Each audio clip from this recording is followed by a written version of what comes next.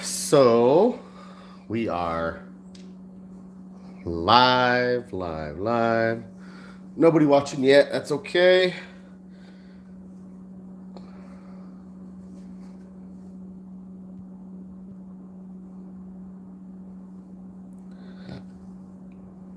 So what I wanted to do was just do a quick run of the Baccarat by Waylon.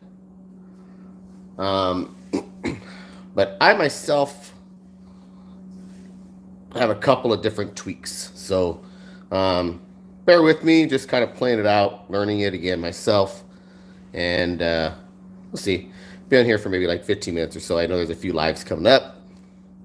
Don't want to impede on these other lives that are out there that are coming up here pretty soon. But again, just wanted to do a quick Baccarat session. I like that Baccarat 6 and 8 by Waylon's Way Craps. So figure for a few minutes while drink some coffee, maybe go live. So I did have a couple tweaks on the Baccarat 6 and 8. The tweaks that I have, because Baccarat doesn't play exactly like craps, right? So Baccarat, if you're in a chop, it's back and forth, back and forth. You know, the sixes and eights show up a lot, and they show up a lot after the seven comes, quite a bit. So, with that said, if you watch any of the DGE stuff and how he does his style of play, when the 6 and 8 comes, or I'm sorry, when the 7 comes, he's typically going out with the bet a lot of times on the 6 and 8 to collect. And so I think one of the adjustments to the Baccarat 6 and 8 that I wanted to do was that after a 7, actually bumping up the 6 and 8. When I play Baccarat, anyways, I kind of try to stick on a trend. I do a modified martingale on the banker or whatever it is. Anyways, I'm not going to get into that, but again, craps is a little bit different on the Baccarat style. So I'm going to try it out. We'll see what happens. I got 2,500 here. Again, see, you got a few minutes here before I had to go get some other things done. So we got a 9 as the point. Oops, I'm sorry. I should have already had my Baccarat, my lays out there for the 6 and 8. So I start with a 90. I know, again, Waylon likes to start with the, I guess you could call it the non-conventional 6 and 8, going with 100. I like to start and fresh that way with that. So let's go ahead and go there. I do like the 100. I'll do something a little bit different on the 100 as well. On the outside, play it a little bit. Hey, good morning, Dice Grinders. Play it a little bit more like his 2 and 4, which is when you have a hit on the outside, press the numbers, and just see what happens from there. Just some stuff I've been playing around with. All right, so you got 2, 1, 3, and then a 6, 4, 10. So that's gonna go pay 50. I'm not gonna do any bigs. We'll bump up that 10 there to 50. And then we got a 3, 2, 5. That's going to pay 35. I'll bump that up to 50. Take the 35 back. Whoops. Take that down. 35. There we go. Take 10 back. What am I doing? Early. Like I said, just starting my day off with my coffee already, okay? So forgive me for any mess ups. I think I messed up the other night. I got to adjust on my series for my, someone pointed out that I gave myself $5 too much. 4 is going to pay 50. Bump that up there. And then we got a 617. Perfect. So that is going to pay 150 here. 75 and 75 on the lays. That's 150 together. And we'll rack that up. Pull this down. And let's get back at it. All right, so we had a 5, 3, 8. Good morning, Dusted. Let's see here. All right, so we're pull the 8 down. Now again, as I was mentioning earlier, so I start off the 90. So instead of going to 200, I go to 180. We'll pull this down here. 180. 180. Still the 100. The 100 is always going to stay the same on the outside. And let's, oops, point was an 8. All right, so that's a 6. Perfect. So 180, that's gonna pay 210. Now we made up for that 90 that we just lost. And we got that hit. So we'll come back down to 90 on each one. We'll pull down the black chips on each one. Come back down to 90. Rack that up. And then come back up. 6-5 yo.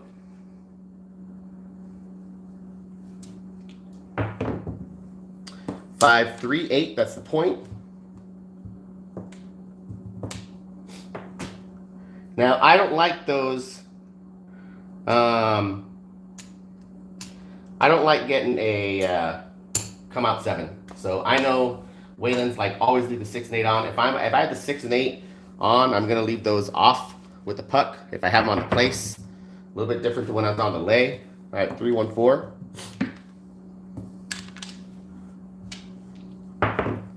Four is the point. 5-3-8. Another 105.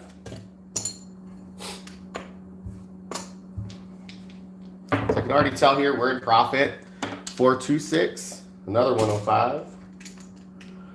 When someone gets on a roll, those 6s and 8s hit so often that they really add up pretty quick. All right, got 2-1-3.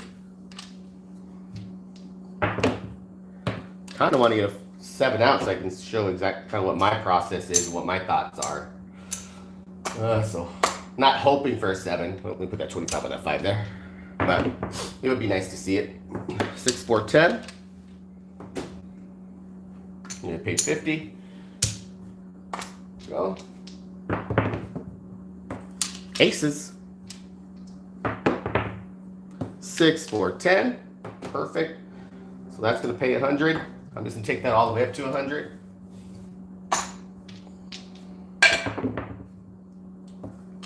Two, 1, 3. And then we got a hard 6. Man, this guy is rolling. All right, 5 there. This almost makes it look like it's too easy. What's up, CRC? Thanks for joining. Then we got a 4-1. All right, gonna get hit there. Throw that in, and let's go ahead and get a new point. 6-3-9. This is the point. 5-3-8. It's another 105. I don't know if I'm ever going to get to show you guys exactly my little tweak on this thing. This thing keeps hitting. I don't know what is going on. All right, 105. I mean, I'm not going to complain about money, but I prefer in practice to be able to show you guys. There we go, 5-2-7. Cool. As opposed to, at the table. Yeah, at the table, I could care less. I just want the money. All right. So 5-2-7. I'm going to pull all this down. As you can tell, we're in profit here. This is the 2,500. And then this is all profit here going on this way. We'll lose the 90. So, like I said, so I still do a lot of the DGE system as far as play, right? Now that's obviously a lot more conservative, a lot more waiting. You hit your numbers, you kind of wait till the 7, da-da-da-da-da. So what I've done in my little tweak is I've gone and instead of going back into the lay, after a 7, I've gone to 6 and 8. Now, don't get me wrong. It did work for me the other night when I played this. I went to the casino, one shooter, and I was in and out after my buy-in for just over 1,700 in profit using this because the guy after the lay, after he hit the 8, and I came down, just went on a tear of over 30 rolls, never hitting a 7, just horns and box numbers, never come out 7, nothing. So I just kept collecting, and once he did finally 7 out, I was over 1,900 at that point. When he finally did 7 out, obviously took everything off. My final profit was just over 1,700, so that worked. But I'm going to come out with a 6 and 8 working after a 7 instead of going back to the lay. There we go, 5-3-8. That's the reason why I do that. That's going to be an easy 210, and then I'm going to bring those down back to the original, 190. Now, is it going to work every time? No, we all know things aren't perfect. They're not going to work every time. But it works for me. Oh, so far in practice, again, I didn't have to play this way the other night because the guy just kept rolling. But so far in practice, what I've been doing, that's been working. And we got a 6-4-10. And again, I'm also a little bit more aggressive on my betting here with, and I know Waylon probably wouldn't hate this either. I think he would probably like it. 6-4-10 paid 50, and then it goes another 5-2-7. All right, so I'll be able to kind of see if this is going to work again. If not, that's okay. But we're going to go back up to the 180 after this.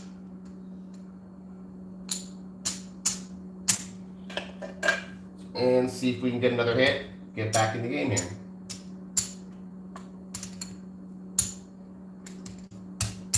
Puck is off. All right. There we go. 5-1-6. I'm telling you, if you listen to DGE stuff, I mean, stuff is wild. It's pretty crazy how often this kind of thing happens. There's 2-10 for the 180.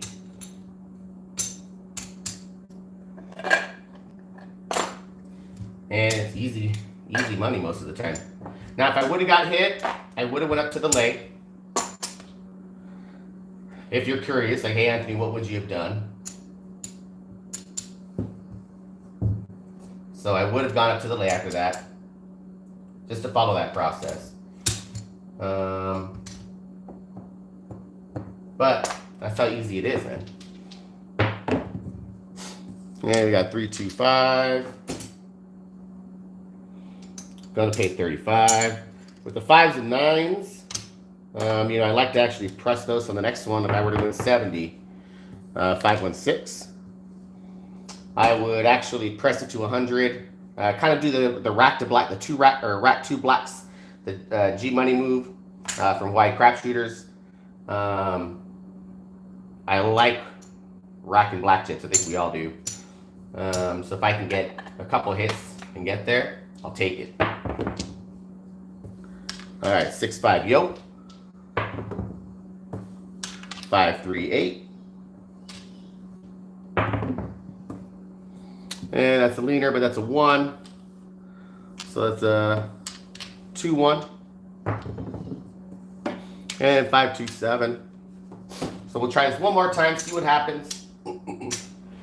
And like I said, I know there's some guys who are going on live, so I don't want to go too far over there. I know a lot of people are going to want to head over there. But I just wanted to get a live out. It's been a couple of days. I've had a lot of cheerleading competitions coming up recently where I haven't had a lot of time to get on the table other than for just practice. All right, so 180. They are working. Got 3-1-4. Okay. And yes, I am that cheer dad. I will be dancing in the stands if I have to. All right, we got the 4-4 hard 4, or hard 8. The Donnie and Marie. So that's going to pay 210. Again, it works, guys. Keeping it out there versus coming back up to the 6. I don't know what it is. Oops, what am I doing? Where was I at actually? What was the point? Does anyone know what the point was?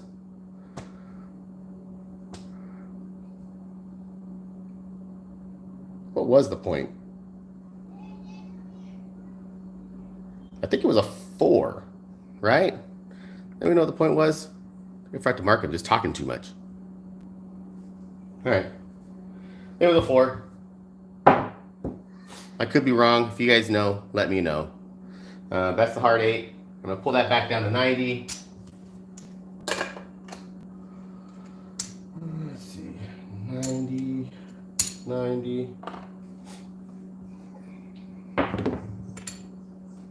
It's always a good day when I see greens full or blacks full of greens, or greens full of blacks. No more greens out there, just black in my rack. And 6-5 yoke.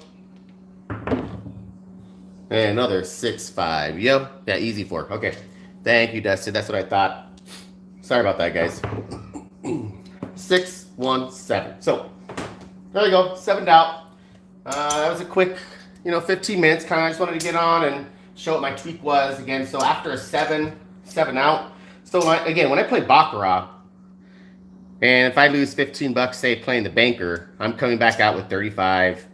Again, a little bit of a modified martingale. I have a process. I'm not going all the way up, but for like 3 rolls, I'll do a modified martingale. But it makes sense in Baccarat, to go back and forth and play the chop where you're going 6-8, 6-8, and you're bouncing back and forth between player and banker.